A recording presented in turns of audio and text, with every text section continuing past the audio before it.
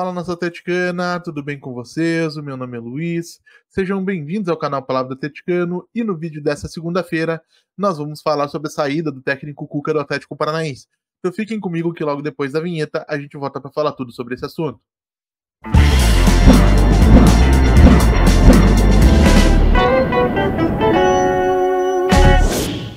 Então vamos lá para o tema do vídeo de hoje, pessoal. E primeiramente vamos recapitular os acontecimentos desde a tarde e noite de ontem, domingo, na Liga Arena, porque depois do empate 1-1 entre Atlético Paranaense e Corinthians pelo Campeonato Brasileiro, o técnico Cuca comunicou aos jogadores e à diretoria do Furacão a sua intenção de deixar o comando técnico do clube. Depois desse fato, o Cuca ainda comparece à entrevista coletiva agendada para o pós-jogo,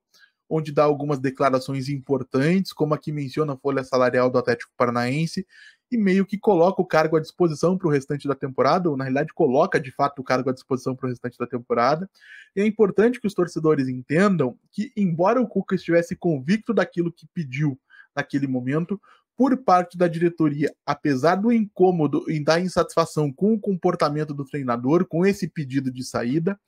a intenção era a permanência do Cuca, tanto é que houve uma primeira tentativa de demovê-lo da ideia de sair já ontem na Liga Arena, e não havendo um acordo nesse sentido, ou seja, não sendo possível acalmar o Cuca e convencê-lo a seguir no Atlético pelo menos até o final do ano,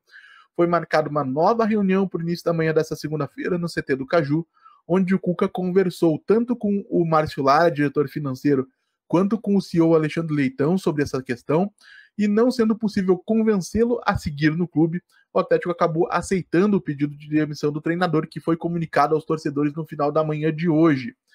E aí, gente, depois de tudo isso, é importante que a gente faça um balanço do que foi o trabalho do Cuca à frente do Atlético Paranaense, um treinador que tantos torcedores gostariam de ter visto no comando do Furacão. É importante que a gente reconheça que o Cuca teve um início muito positivo lá no Campeonato Paranaense, resgatando o Furacão de um trabalho melancólico do Rô Carlos Osório, conseguindo conquistar o título do Paranaense com relativa tranquilidade,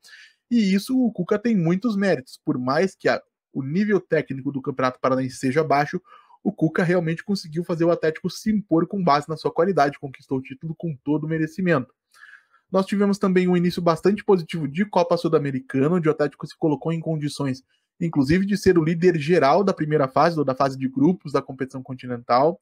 Porém, na sequência, a gente tem um período de oscilação do Atlético, onde a gente acaba perdendo para Sportivo Ameliano e Danúbio dentro da Liga Arena, o que coloca o Atlético não somente distante da liderança geral da fase de grupos, como acaba colocando o Atlético em segundo lugar, na segunda colocação da sua chave, e obrigando o clube a disputar um play-off com o Cerro Porteño, para aí sim, em caso de vitória sobre os paraguaios, avançar às oitavas de final da Sul-Americana. E isso é uma situação preocupante, porque basta a gente comparar os elencos do grupo onde o Atlético esteve para entender que o Furacão deveria ter passado com alguma tranquilidade. Na Copa do Brasil também tivemos um resultado bastante negativo diante do Ipiranga lá no Rio Grande do Sul, que ainda poderia ser revertido, inclusive imagino que será dentro da Liga Arena, mas que acendeu um sinal de alerta para muita gente de que talvez as coisas não estivessem correndo tão bem quanto a gente esperava. E aí, na sequência, a gente precisa reconhecer que o Atlético teve uma oscilação novamente para cima. Vencemos o Palmeiras lá em Barueri, chegamos a liderar o Campeonato Brasileiro, tivemos alguns momentos de excelente futebol, especialmente quando o Atlético enfrentava grandes competidores, como foi o caso do próprio Palmeiras, como foi o caso de Flamengo e de Botafogo, né? O Flamengo dentro da Liga Arena e o Botafogo lá no estádio Newton Santos, porque o Atlético foi bem nesses jogos, e por mais que esse recorte de 3 empates consecutivos, pela forma como aconteceu, seja muito negativo, percebido muito negativamente pela torcida, o Atlético jogou bem contra o Flamengo, especialmente no primeiro tempo, foi bastante competitivo naquele momento, foi superior ao Botafogo em muitos momentos lá no Newton Santos, e contra o Corinthians, especialmente também na primeira etapa, foi merecedor da vantagem que abriu no placar com o gol do Christian, e poderia ter feito mais gols se tivesse sido um pouquinho mais caprichoso no momento de definir as jogadas. E aí eu falo tanto do penúltimo passe, né, o passe que gera a assistência, quanto em relação à definição da jogada em si. Então o Atlético Paranaense perde o seu treinador em um momento misto, de um desempenho que mostrava uma crescente e que talvez precisasse de alguns reforços para poder adequar aquilo que o elenco tem a oferecer com aquilo que o Cuca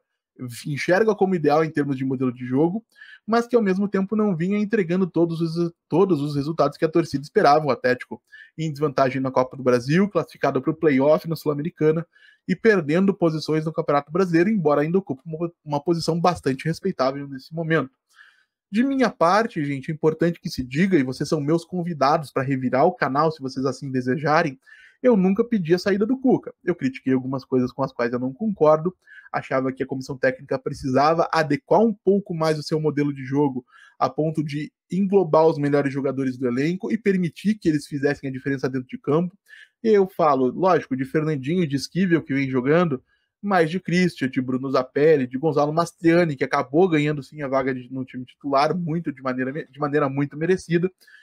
E o Cuca vinha fazendo alguns avanços, embora talvez nem todos que a torcida imaginasse. Qual era a minha grande reclamação, ou qual foi o meu grande motivo de reclamação aqui no vídeo de ontem, por exemplo?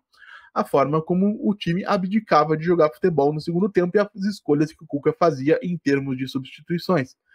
Na minha forma de ver, eu não considerava o trabalho do Cuca condenado, uma coisa que merecesse ser interrompido de imediato. De minha parte, acho sempre muito negativo interromper o trabalho de um treinador, até pela incerteza que traz o mercado. Talvez o Atlético não consiga um técnico com o mesmo patamar, com o mesmo gabarito que o Cuca, e isso é uma preocupação que a gente vai conversar provavelmente amanhã aqui no canal Palavra do Atleticano. Mas a grande verdade é que ainda havia margem para evolução e melhora no trabalho do Cuca, e especialmente depois da janela de transferências que se inicia no próximo dia 10 de julho, até porque o próprio treinador vinha indicando que uma melhora, uma estabilização do desempenho da equipe passava pela chegada de novas contratações. E por mais que a gente tenha conversado aqui que duas contratações que são o que o Atlético deve buscar a princípio talvez não fossem suficientes para resolver definitivamente essa questão, talvez fossem suficientes para colocar o Atlético num caminho de maior consistência e assim permitir que o time fosse mais competitivo em todas as competições de que participa. Então me surpreende um pouco esse pedido de saída, por mais que eu entenda a chateação do Cuca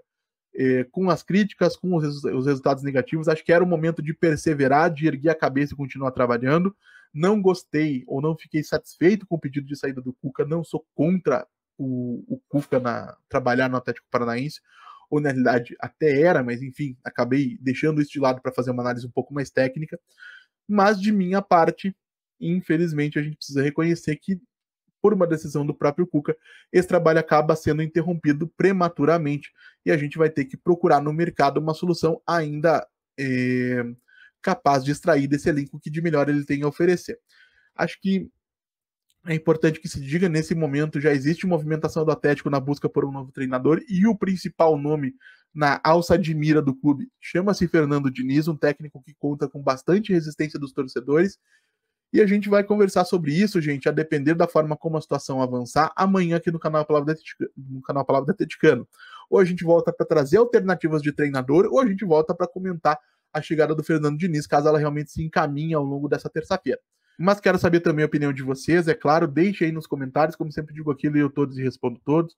O que vocês acharam do trabalho do Cuca à frente do Atlético Paranaense? Gostaram da saída do treinador? Era o momento de uma demissão? Quem vocês gostariam que assumisse o comando do Atlético Paranaense daqui até o final da temporada? Gostariam que fosse o Fernando Diniz? Deixem aí nos comentários, a gente vai trocando uma ideia a respeito de todos esses pontos. E se você está chegando agora, eu vou pedir que você deixe o seu like, se inscreva no canal, compartilhe o conteúdo em redes sociais. A gente volta a falar do Atlético Paranaense amanhã aqui no canal Palavra do Atleticano. Muito obrigado mais uma vez pela atenção de todos e até a próxima!